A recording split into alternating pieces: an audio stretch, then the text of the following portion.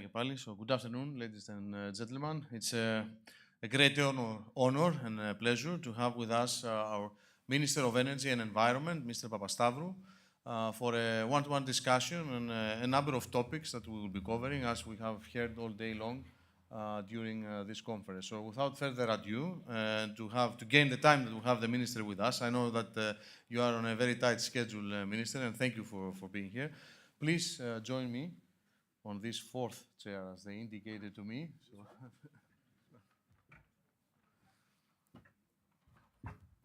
to start our conversation. So, thank you for the invitation. Thank you. Apologies for not being earlier here to be with my colleagues, but I'm always happy to be in an event of the Chamber.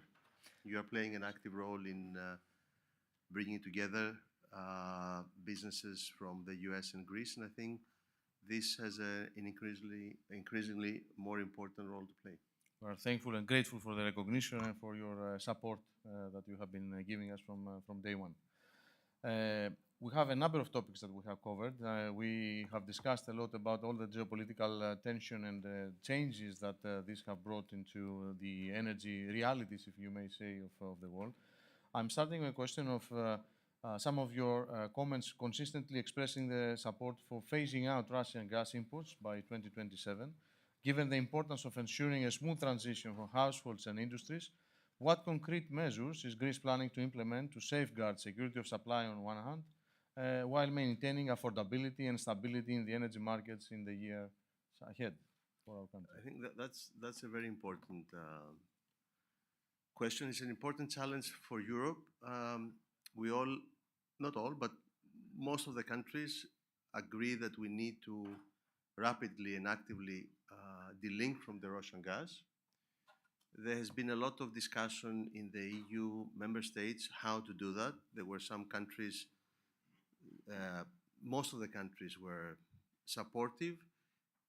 Very few countries were skeptical, and some countries, Greece was one of them, were supportive to the extent that it would be real, it would be pragmatic, it would take place, it would not be on the paper.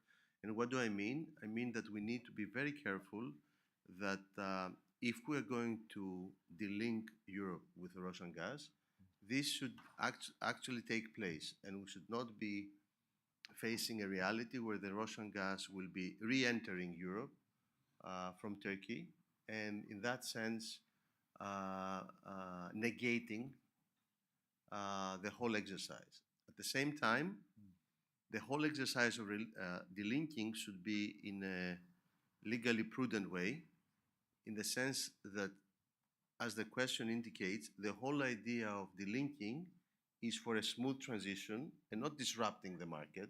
And you have member states and you have companies in the member states that they have contracts that exceed the 2027. So in that sense, it's very important that the legal soundness of what we're doing is also taken into consideration. And I'm happy to say that in the recent visit that Dan Jorgensen had in Greece in the frame of the energy community that we hosted in July, he agreed on both these points, and I'm sure that my colleague Nikos Tsafos, who is actually now traveling back from Copenhagen from the informal EU energy ministers of energy meeting, I'm sure he has communicated that. So we need to delink, but this should be done in actual terms, not on paper, and it should be done on a legally sound way. And at the same time, we should be actively working on the alternative. Right. We should be actively cooperating on replacing the Russian gas, and I think the US LNG is the replacing factor. We have been working with our colleagues from Bulgaria, Romania, Ukraine, Moldova. I said in the morning in another forum, I counted the times that I've met my Bulgarian colleague Zecho, and for the last 6 months we have met 8 times. And I don't think I've met any of my Greek colleagues 8 times. As many times. Which comes to show you how this cooperation has a transformative effect. The vertical corridor is not about moving gas, taking US LNG from taking advantage of the Greek infrastructure, Revithousa, FSRU, and moving it up and reversing the Gazprom north to south and creating a reverse direction, but it has a more transformative dimension. And we have the IGB, and we have all this interconnecting elements. But for me, the vertical corridor and the replacing of the Russian gas is giving the neighborhood an opportunity that this is becoming an artery of growth and prosperity, which will be coupled later on with railway and road Further infrastructure, beyond the natural gas. Yeah. Beyond natural gas. And this territory we now, if you see the map, Bulgaria, Romania, Moldova, Ukraine, yes, we are in the map one close to the other. But do they really interact? Do they really communicate? Yes, some you have in the north part of Greece citizens from Bulgaria coming from the summer vacation. But if you see the interconnectivity of our countries here, of this corridor, and the interconnectivity of the Central Europe, it's night and day. So the vertical corridor, the cooperation with the gas, the delinking of the Russian gas gives the opportunity for the neighborhood and the territory here to cooperate in such a way that will be transformative. The visit we had with Nikos Tsafos to Houston back in May, we met with Cheniere, we met with other companies, is to make sure that the US LNG suppliers are aware that what's going on here with the vertical corridor. Actually, they've been... So they're following very closely. They're following very closely, yes. and our responsibility is with our colleagues from the neighbor countries that we make it as user and business friendly as we can. Facilitate, because you need to have the possibility for a US company not to need to have 3-4 advisors of 3-4 different jurisdictions. They need to have one product, one reality for them, one commercial equation. They should not be facing different transaction costs and different taxation systems. It has to be as user business friendly as possible, and at the same time, this is very useful for all of us because it was, as I said, transform. Now, having said that, they will have that now. Huh? They're having that now, and Rita Galli from Versa was saying that it reminded me that back in 2020, 2019, Greece was consuming all the gas that it was importing. So we're importing 6 to 7 BCM. We were so we were just a mere destination. We're receiving end. Now, transit more than 8 or 10 BCM, that is an energy, that's a geopolitical advantage. That's an energy advantage of significant importance. That's very correct. So both the Revithousa expansion and as long as all the infrastructure that's happening in north of Europe that you were just describing is helping a lot towards this direction. And last but not least, the regulatory harmonization. Because it has to be a European legislative framework that is horizontally followed. You don't need to have different lawyers for different jurisdictions. So we're actively working on this direction. Actually, the energy community, which was created in 2005 by the Greek government, was aiming exactly to create the conditions for a regulatory harmonization. We need a common European language, even on this kind of... On energy. We need a common... One would expect that energy would be far more advanced, but still we're missing a lot on one European language, not only in terms of the vertical corridors, but also in terms of the prices of energy. Yes. Hence the task force the Prime Minister had proposed. You did mention the trip to the United States, but for a different reason, for a natural gas exporting company, Cheniere. I was trying to be careful. I will move more to the hydrocarbon exploration now of 4 offshore blocks in the Mediterranean Sea. And we have seen an expression of interest from Chevron, Hellenic Energy, of course, that is participating as a Greek entity here in all of the blocks. And in addition, an ExxonMobil-led consortium that has been evaluating seismic data after securing a license to explore 2 other blocks of Crete. In light of all of these developments, how do you assess the strategic importance of these exploration activities for the region's energy security to start? And what role do you foresee for Greece in both contributing to and benefiting from these kind of initiatives and partners that we're bringing in? I think this is a very, next week is an important week for the country, the 10th of September.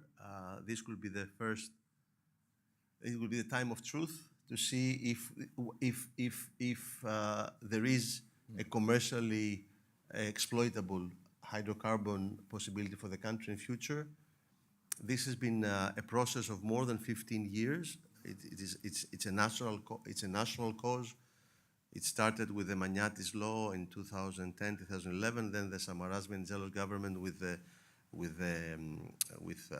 plots, and the Prime Minister Mitsotakis' acceleration the last months. We've worked hard. Herema, Mr. Stefatos, all his team. We've worked very hard to have a very transparent, international, professional tender, and published in the European Gazette, with all the safety nets of an arm's length tender, and hopefully we will have some positive news. In the end of the day, it's a business judgment decision of the companies after assessing the information, whether or not this is a profitable exercise for them. But should this were to happen, I think this could be the beginning of a process that in the near future could give us a big smile into our face. It would transform the country. It would transform the country, country. To the benefit of everyone, and again, in a very bipartisan way, because this is one of the few things that can move us to a different plateau, to a different situation. So hopefully we'll have good news, but nobody can know at this stage. Well, looking forward to hear the good news very soon. Hopefully. We hope that we have had this good news here to break it at the conference, but we're still missing a week or so. True. Yeah. A few days. Going back to another question on Southeast Europe, it continues to face structural challenges due to the incomplete integration of these national electricity markets. Move a little bit more to electricity rather than natural gas, into what we call the EU's internal energy market that you referred to earlier. Could you elaborate on the strategy that Greece, in cooperation with its regional partners and, of course, the European Commission, plans to pursue to enhance this market harmonization, cross-border electricity trade, which is extremely important, and overall energy resilience in the region? I discussed it somehow indirectly along these lines also with your colleague from Bulgaria, Deputy Minister of Bulgaria. No, we're working very close with the Bulgarian government, and I think this is a good example of how the regional cooperation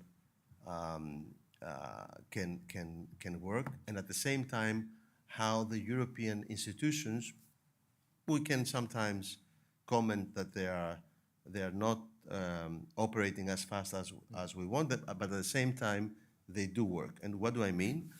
We saw last summer this striking difference between energy prices in the central and north of Europe and the southeast Europe. You would have Bulgaria, Greece, Romania facing prices that were 2 times or 3 times more than in the other countries. And there was no forum and there was no recipient on the Commission side to receive this observation or to do something about it. And there was not even the acknowledgement that this is a problem. As in our everyday life, in order to correct something, first of all, you need to acknowledge that there is something to be corrected. So what did the Prime Minister do? The Prime Minister sent a letter in the beginning of January identifying that there are these discontinuities between the different countries and the different systems that create a lot of they are due, for which a lot of the disparity of the prices is happening. Identified that for many countries they did, as they were on a standalone basis entitled to do, they did the repair and maintenance in a period with the same repair and maintenance was happening to other Central European countries, but at the same time, this created an obstacle for the Southeastern European countries to be connected. And he requested that a task force is to be created. And this European level? in the European level. And the task force was created. We went with Nikos Tsafos. Actually, it was the first 24 hours after we were in office to Brussels.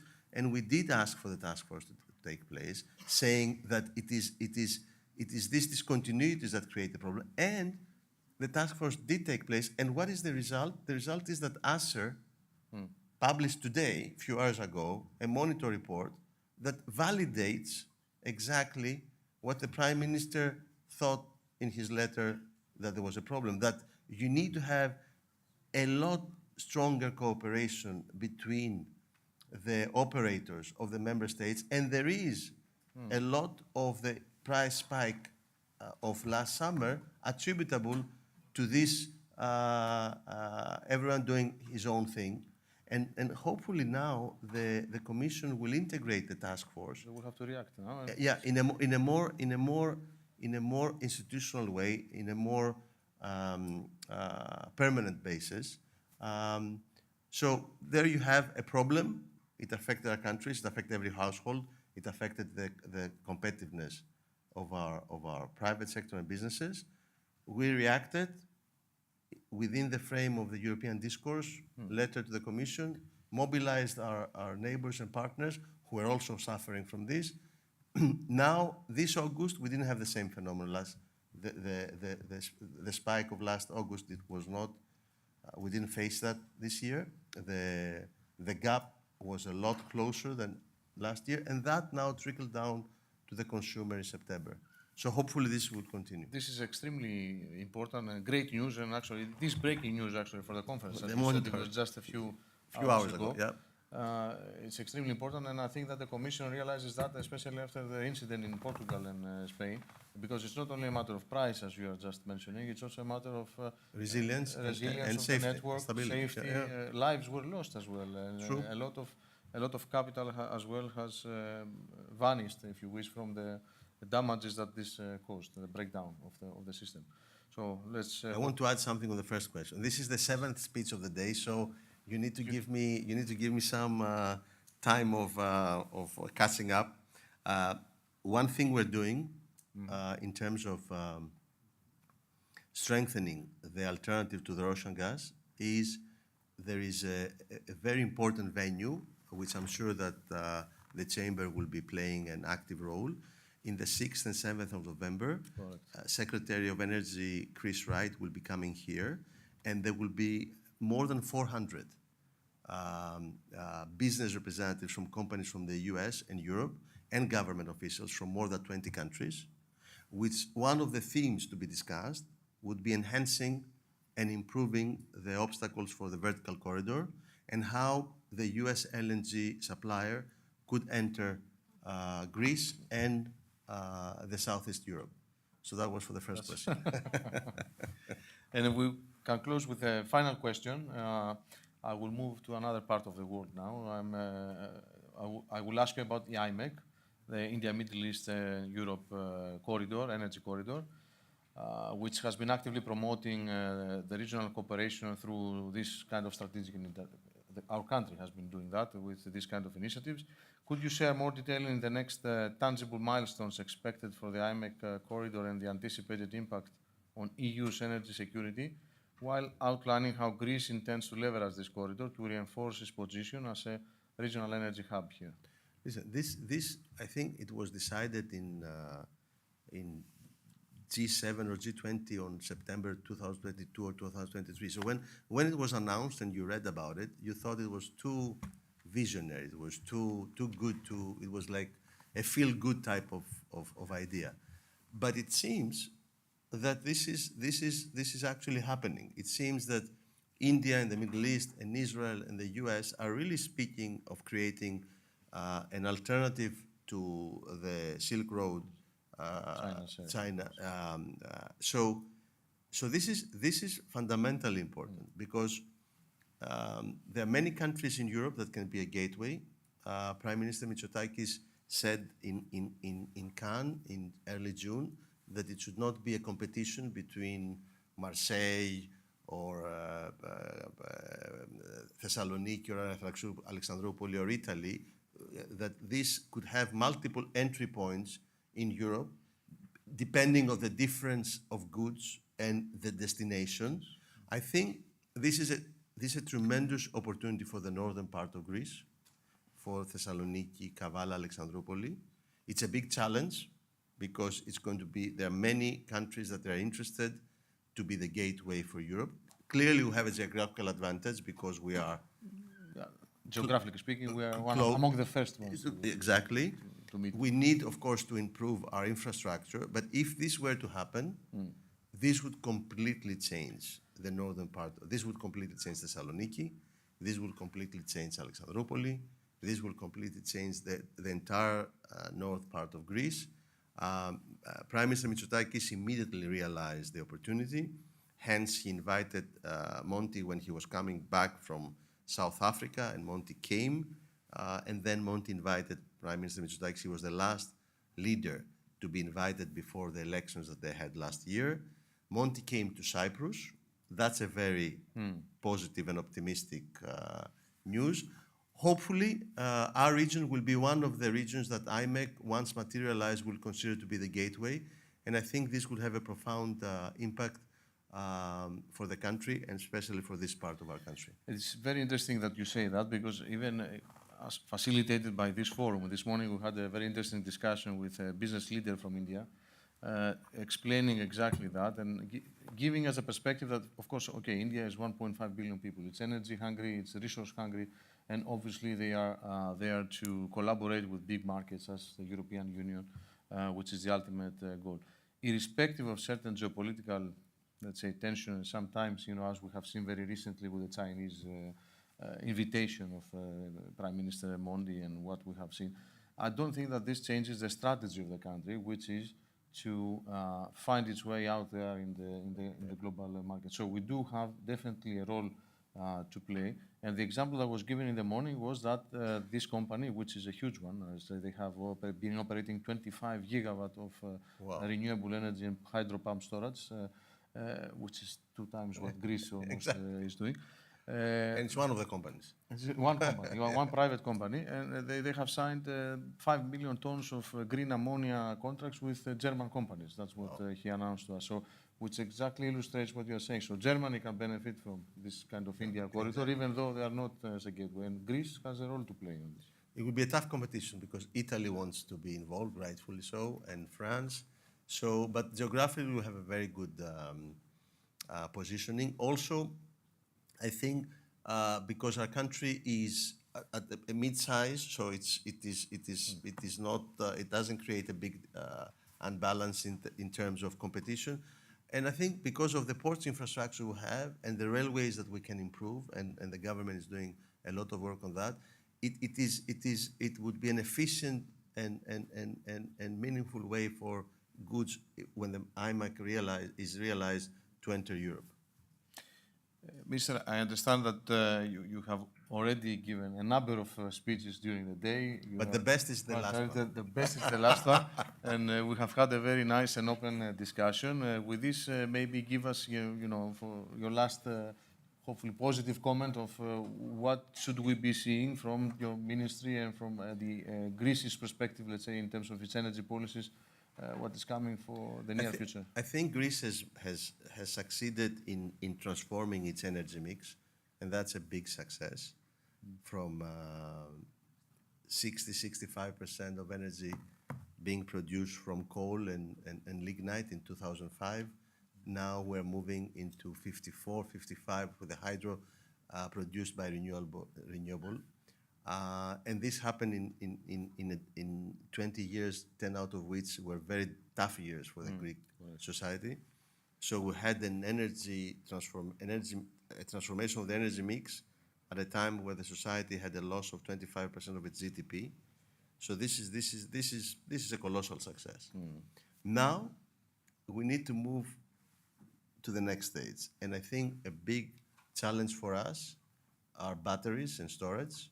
There we haven't done as well. We have been very successful in the renewables. We're now 7th in the world, and the wind in August also helped with the prices. But now we need to move to a more mature stage, and batteries and storage would play a key role.